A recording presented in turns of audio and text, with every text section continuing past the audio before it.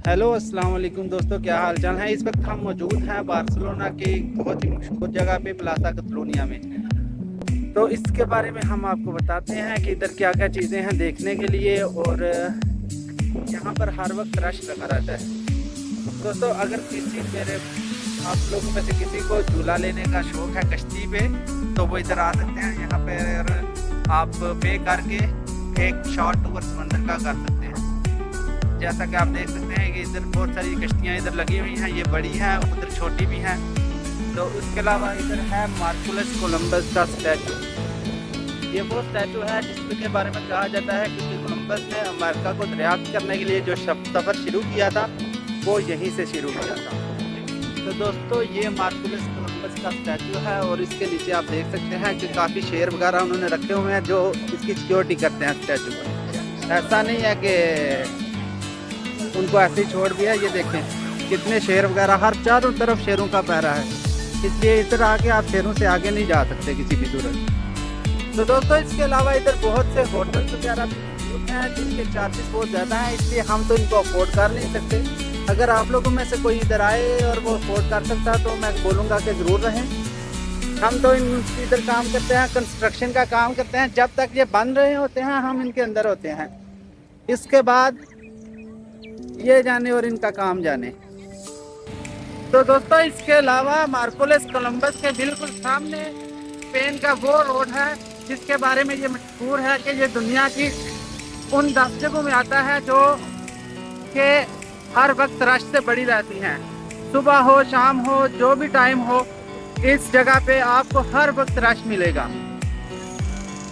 इस रोड पे आप लोग गाड़ी लेकर एंटर नहीं हो सकते। गाड़ी आपको यहाँ से तकरीबन 2 किलोमीटर दूर का खड़ी करके पार्क करके वॉक करके आना पड़ेगा। ये तकरीबन 1 किलोमीटर दूर उधर से मार्कुलस कोलंबस है।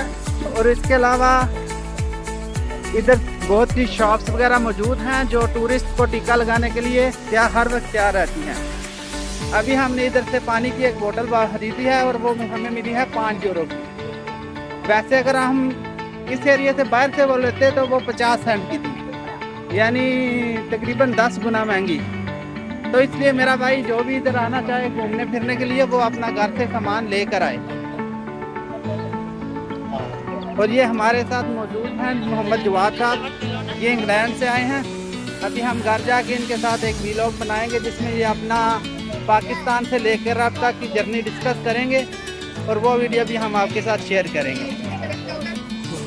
तो दोस्तों, इधर आप देख सकते हैं कि बहुत सी छोटी छोटी शॉप्स मौजूद हैं जिन पर डेकोरेशन पीस आपको मिलेंगे।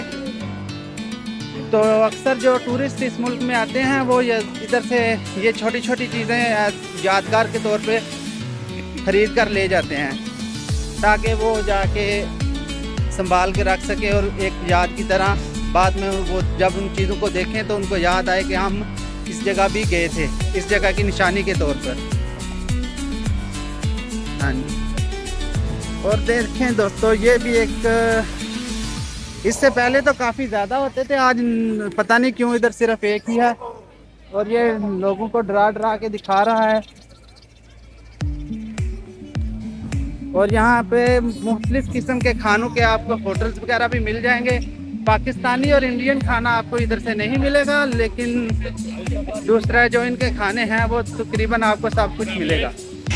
इसके अलावा दोस्तों, आप देख सकते हैं यहाँ बहुत सारी आर्टिस्ट की दुकानें भी मौजूद हैं जो हाथ से आपकी पेंटिंग वगैरह बनाते हैं। अगर आप लोग बनवाना चाहते हैं तो इधर आके वो बनवा सकते हैं। ये देखें, एक लड़की इधर अपने हाथ से पेंटिंग ड्रा कर रही है। इसके अलावा दोस्तों, ये पूरा रोड मुख्तलिफ किस्म की दुकानों, होटलों और रेस्टोरेंट वगैरह से बड़ा बड़ा है। इसके अलावा इसकी दोनों तरफ पे बहुत से डिस्को पब भी हैं जो रात को ओपन होते हैं। अगर आप लोग आना चाहो तो इसमें भी, उनमें भी आ सकते हो।